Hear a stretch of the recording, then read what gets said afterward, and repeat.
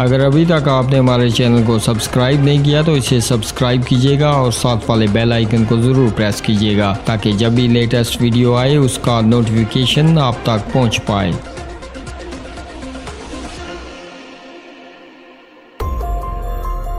इरिट star TV के मुअज़्ज़ज़ नाजरीन में शकील अहमद आप तमाम देखने और सुनने वालों को अस्सलाम वालेकुम। नाजरीन, भारत की 73 साल तारीख में कभी भारत का यौम आज़ादी बर्बाद नहीं हुआ, मगर आज अशरफ गनी को हटाकर तालिबान ने जो काम किया है इसने नींदें उड़ा दी भारतीयों की और इनका यौम आज़ादी भी बर्बाद कर दिया है। नाजरीन, बरतानवी वज़ीर आज़म ने कहा था कि दुनिया के ममालिक तालिबान की हुकूमत को तस्लीम न करें।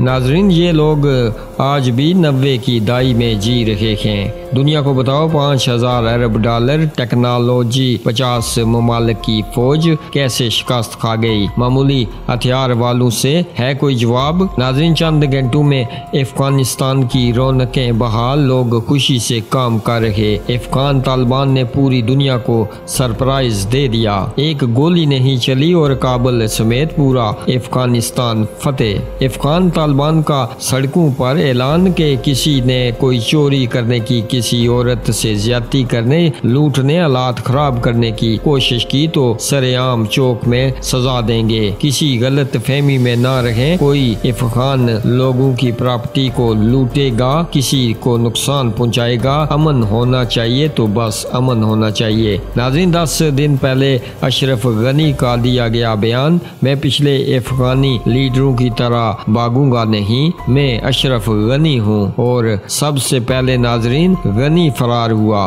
नाजरीन, अब वक्त आ गया है कि हम भी कश्मीर फतह कर लें और झूठ बहाने बनाने से गुरेज करें। 72 सालों ने हम कश्मीरियों ने आस उम्मीद लगा रखी है कि आखिर कब तक। नाजरीन, कश्मीर लड़कर आज़ाद होगा और जो कहता है कि अक़वाम मुत्तहिदा नोटिस ले वो आज़ाद करवाए, वो सब कश्मीरियों को पागल बना रहे हैं। कश्मीर लड़कर आज़ाद होगा।